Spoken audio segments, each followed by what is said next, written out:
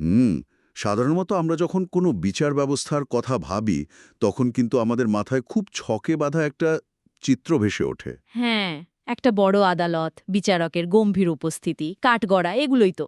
একদম। আর উকিলদের ভারী ভারী আইনি যুক্তি, সেখানে সবকিছু খুব কাঠখোট্টা, খুব দৃশ্যমান। মানে প্রমাণ লাগে, সাক্ষী লাগে, নথিপত্রে সব থাকতে হয়। ঠিক। আর সাধারণ চোখে যা দেখা যায় না বা শোনা যায় না, মানুষের তৈরি আদালতের কাছে কিন্তু তার কোনো মূল্যই নেই। আর ঠিক এখানেই আমি আমাদের আজকের এই বিশেষ গভীর অনুসন্ধানের মূল প্রসঙ্গে প্রবেশ করতে চাই। সবাইকে স্বাগত জানাচ্ছি।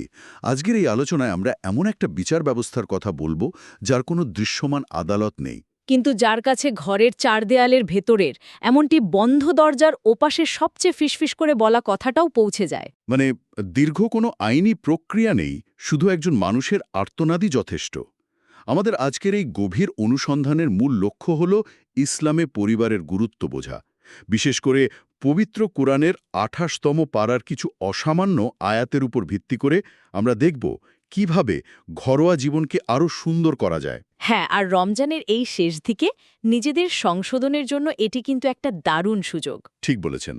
আমাদের আজকের উৎস হিসেবে আমরা সূরা মুজাদালা, সূরা তাগাবুন, সূরা তাহরিম এবং সূরা হাশরের শেষ ৩ আয়াতের মূল বার্তাগুলো নিয়ে বিশ্লেষণ করব। তো চলুন বিষয়টা একটু খুলে বলা যাক। শুরুতেই সূরা মুজাদালার ঐতিহাসিক প্রেক্ষাপটটা রীতিমতো গায়ে কাটা দেওয়ার মতো। আসলেই ইতিহাসটা আমাদের সামনে এমন এক বাস্তবতাকে তুলে ধরে যা আজকের দিনের জন্য সমানভাবে প্রাসঙ্গিক। এখানে খাওয়া বেনতে ছালাবা নামের এক নারীর কথা বলা হয়েছে। ওই প্রাক ইসলামিক যুগের ঘটনাটা, তাই না? হ্যাঁ, ওই যুগে আরবে জিহার নামের একটা প্রথা ছিল। সেখানে স্বামী রেগে গিয়ে স্ত্রীকে নিজের মায়ের পিঠের সাথে তুলনা করত, আচ্ছা। যার মানে হল স্ত্রী তার জন্য চিরতরে নিষিদ্ধ হয়ে গেল। অথচ তাদের মধ্যে আনুষ্ঠানিক কোনো বিবাহ বিচ্ছেদ হতো না। মানে স্ত্রী কার্যত এমন এক ত্রিশঙ্ক অবস্থায় পড়ত যেখানে সে না পারত স্বামীর সংসার করতে, না পারত নতুন করে জীবন শুরু করতে। একদম তাই। মানুষের তৈরি বিচার ব্যবস্থার এটাই সবচেয়ে বড় সীমাবদ্ধতা, যে অবিচারগুলো চার দেয়ালের ভেতরে ঘটে, যেখানে কোনো সিসিটিভি ক্যামেরা নেই। বা কোনো তৃতীয় পক্ষের উপস্থিতি নেই। ঠিক, সেই অবিচারগুলো প্রমাণের অভাবে দিনের পর দিন চাপা পড়ে থাকে। বিশেষ করে পারিবারিক নির্যাতনের ক্ষেত্রে এই সংকটটা সবচেয়ে বেশি। আর এই নারী খাওলা তার স্বামীর এমন এক অবিচারের শিকার হয়ে সরাসরি রাসূলের কাছে চলে এসেছিলেন। তিনি তো তার অধিকারের জন্য রীতিমতো তর্ক করছিলেন, তাই না? হ্যাঁ, তিনি বলছিলেন যে তার যৌবন শেষ হয়ে গেছে, তার সন্তানরা এই সংসারে, এখন তাকে যদি এভাবে ফেলে দেয়া হয় তবে তার যাওয়ার কোনো জায়গা নেই। কিন্তু রাসূল তো তাকে তৎক্ষণাৎ কোনো সমাধান দিতে পারছিলেন না, কারণ তখনও এই বিষয়ে কোনো ঐশী বাণী বা ওহী নাজিল হয়নি। আর ঠিক এই জায়গাটিতেই সবচেয়ে নাটকীয় মুহূর্তটি তৈরি হয়। আচ্ছা।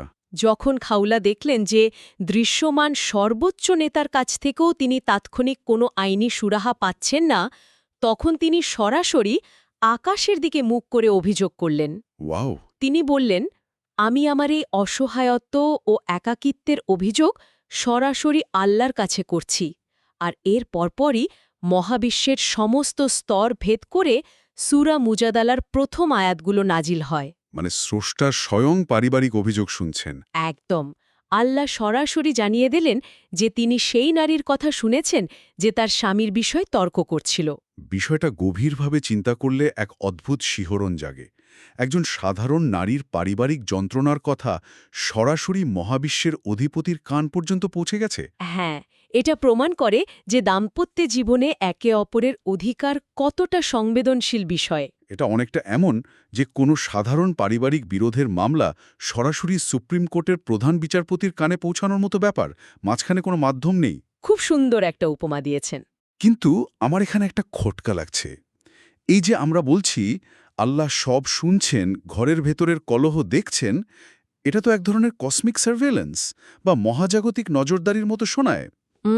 বুঝতে পারছি আপনি কি বলতে চাইছেন।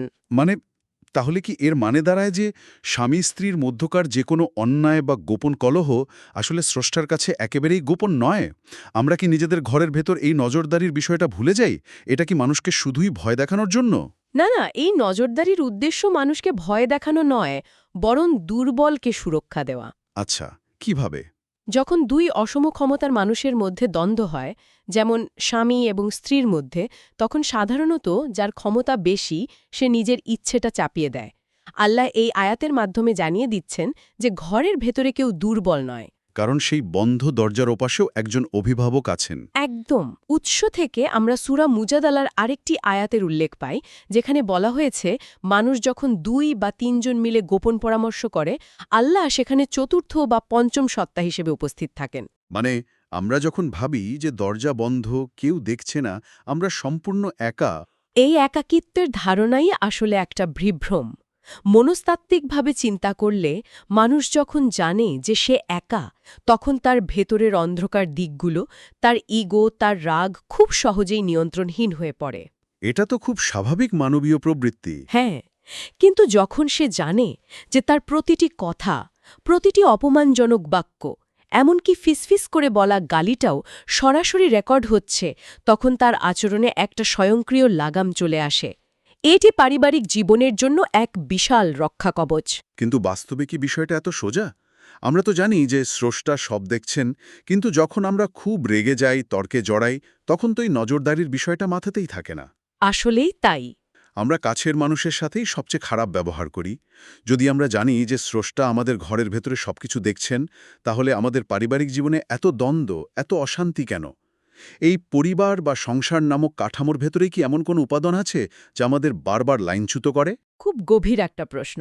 আর এই প্রশ্নের উত্তর খুঁজতে হলে আমাদের পরবর্তী উৎস সূরা তাগাবুনের দিকে তাকাতে হবে। আচ্ছা, সেখানে কি বলা আছে?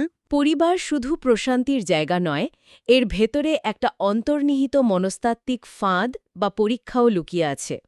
সূরা তাগাবুনে খুব স্পষ্টভাবে বলা হয়েছে যে মানুষের সম্পদ এবং সন্তান-সন্ততি হল তার জন্য ফিতনা। একটু থামাই এখানে।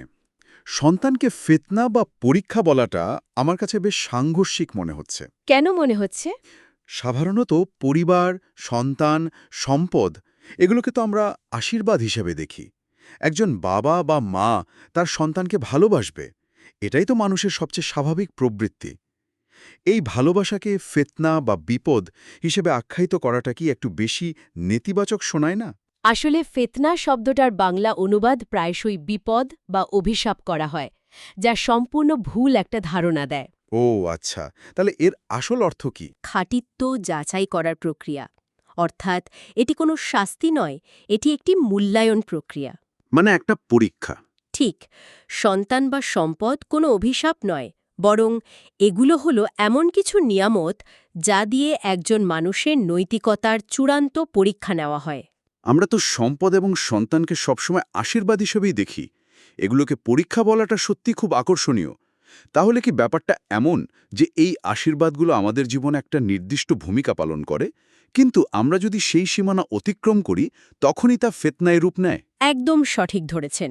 এটা কি অনেকটা জাহাজের নোঙরের মতো? ধরুন, পরিবার বা সন্তান হলো সেই নোঙর যা আমাদের এই অস্থির পৃথিবীতে একটা স্থিরতা দেয়।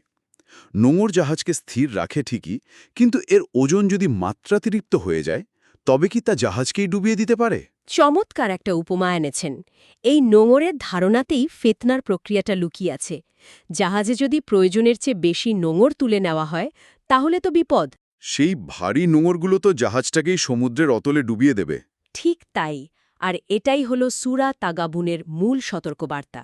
যখন একজন মানুষ তার পরিবারের প্রতি, তার সন্তানের প্রতি অন্ধ ভালোবাসার কারণে হালাল হারামের তোয়াক্কা করা ছেড়ে দেয়, তখনই সেই পরিবার তার জন্য ডুবন্ত নোঙর হয়ে দাঁড়ায়। একটা উদাহরণ দিলে বোধহয় বিষয়টা আরও পরিষ্কার হতো। ধরুন, একজন বাবা তার সন্তানের বিলাসবহুল জীবন নিশ্চিত করার জন্য ঘুষ নিচ্ছেন, অথবা একজন স্বামী তার স্ত্রীর অযৌক্তিক দাবি মেটাতে গিয়ে নিজের বৃদ্ধ বাবা মায়ের হক নষ্ট করছেন। এখানে পরিবার বা সন্তান নিজে কিন্তু কোনো অপরাধ করছে না। ঠিক বলেছেন, কিন্তু তাদের প্রতি অন্ধ মোহ মানুষটিকে তার স্রষ্টার দেওয়ার নৈতিকতার সীমারেখা থেকে সরিয়ে দিচ্ছে। এটাই হলো সেই আগুন যা যাচাই করে যে আপনি কি স্রষ্টার প্রতি বিশ্বস্ত নাকি মোহের কাছে বন্দী। এখন পুরো বিষয়টা অনেক বেশি পরিষ্কার হলো। পরিবার আমাদের নোঙর, কিন্তু সেই ভালোবাসার ভারে আমাদের নৈতিকতার জাহাজ ডুবতে দেওয়া যাবে না। একদম তাই। কিন্তু মুশকিল হলো, আমরা তো মানুষ, আমরা ভুল করি। এই যে সংসারের চাপে, রাগের বশবর্তী হয়ে বা ইগোর কারণে আমরা প্রায়শই আমাদের স্বামী বা স্ত্রীর সাথে অবিচার করে ফেলি, তাদের মনে আঘাত দিয়ে ফেলি। তখন এই ভাঙা সম্পর্ক জোড়া লাগানোর উপায় কি? আমরা যখন এই ফেতনায় বা পরীক্ষায় ফেল করি তখন কি সব শেষ? এখানেই আমাদের উৎসের আর এক অসামান্য সূরা তাহরিমের প্রাসঙ্গিকতা চলে আসে।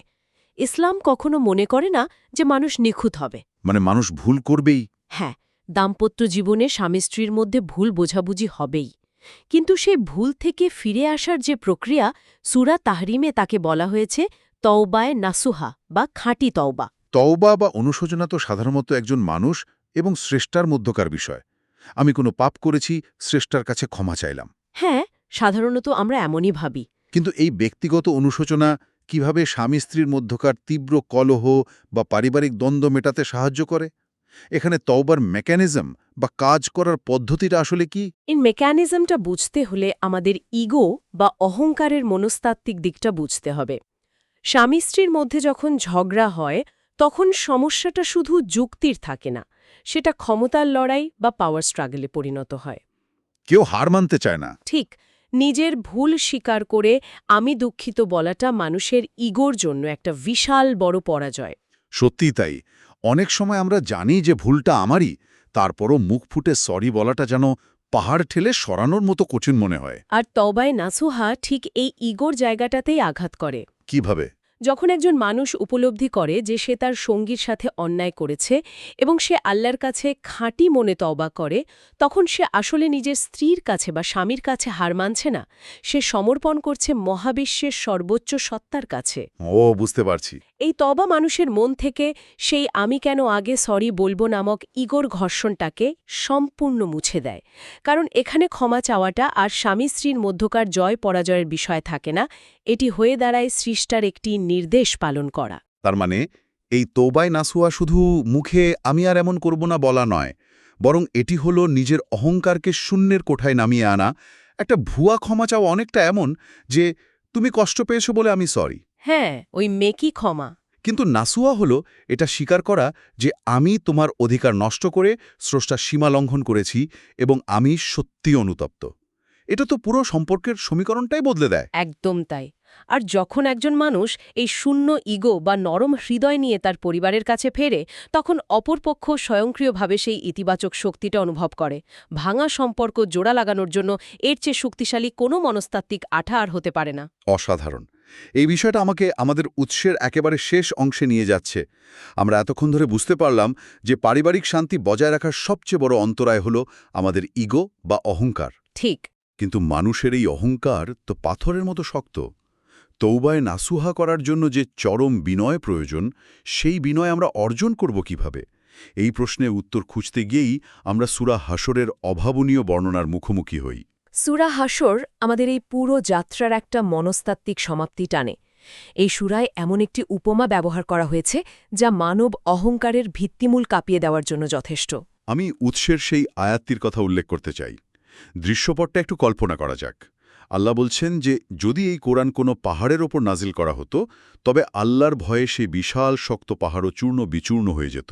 একটু চিন্তা করে দেখুন বিষয়টা। এত বিশাল, এত শক্ত একটা জড় পদার্থ, সেও সৃষ্টার বাণীর ভারে, সৃষ্টার উপস্থিতির ভয়ে টুকরো টুকরো হয়ে যাচ্ছে। হ্যাঁ, পাহাড় হল কাঠিন্য, বিশালতা এবং স্থায়িত্বের প্রতীক। যদি পাহাড়ের মতো এমন অহংকারী কাঠামোর এই দশা হয়, তবে আমরা মানুষরা, যারা সামান্য একটু ক্ষমতা, একটু অর্থ বা একটু রূপ পেলেই মাটিতে পা ফেলতে চাই না, আমাদের অহংকারের ভিত্তি কতটা নড়বড়ে। এই উপমাটি আসলে আমাদের চেতনার উপর একটা প্রবল ঝাঁকুনি দেয়। আল্লাহ এখানে আমাদের একটা তুলনামূলক চিত্র দেখাচ্ছেন। এই চিত্রপটটা সত্যিই শিহরণ জাগায়। জড় পদার্থ পাহাড় যদি স্রষ্টার ভয়ে এবং কুরআনের ভারে এমন বিনীত রূপ নিতে পারে, তবে রক্তমাংসের মানুষের হৃদয় কতটা নরম হওয়া উচিত? আমাদের হৃদয় কি পাহাড়ের চেয়েও শক্ত হয়ে গেছে যে কুরআনের আয়াত শুনেও তা গোলে না? সত্যি ভাবনার বিষয়।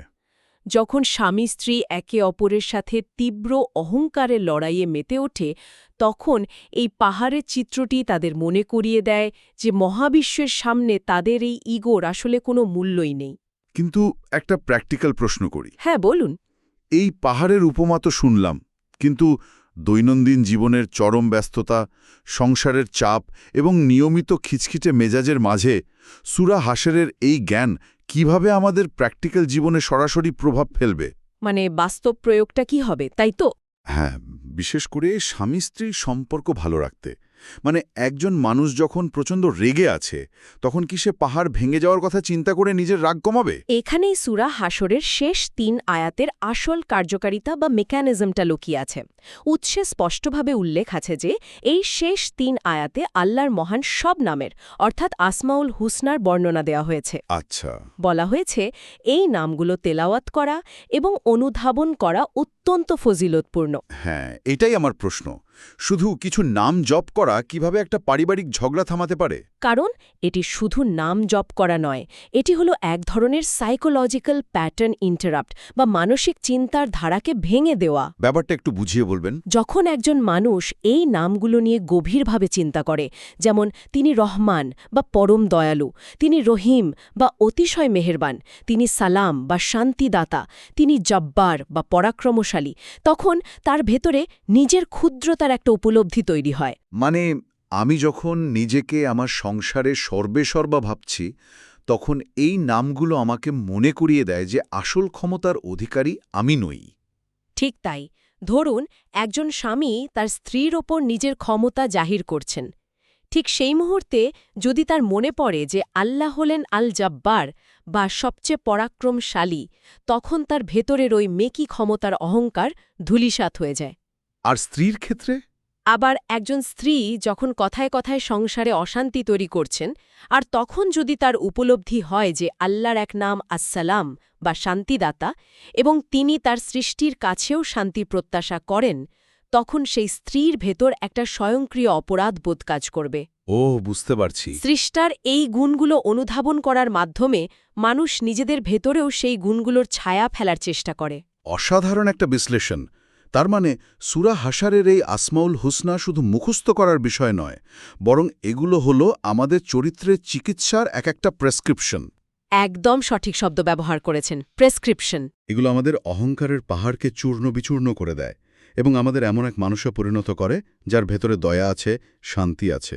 আর এমন একজন মানুষের সাথে বসবাস করাটা তো যে কোনো পরিবারের জন্যই সবচেয়ে বড় স্বস্তির বিষয়। এবং এই পুরো প্রক্রিয়াটি কিন্তু একটা চক্রের মতো কাজ করে।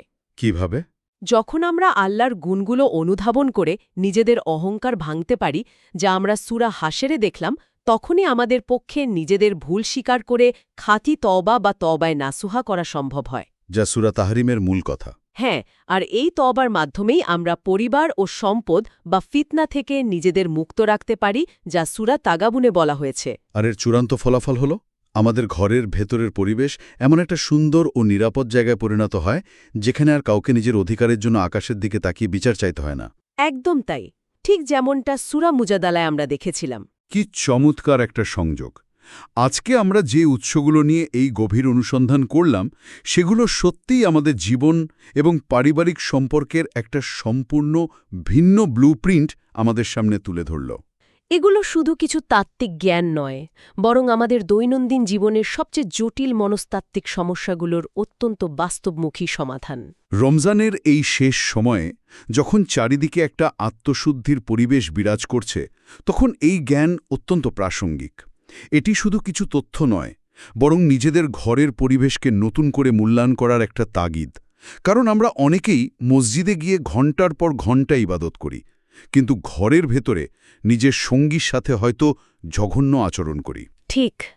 আত্মশুদ্ধির সবচেয়ে বড় পরীক্ষা কেন্দ্র হল নিজের ঘর।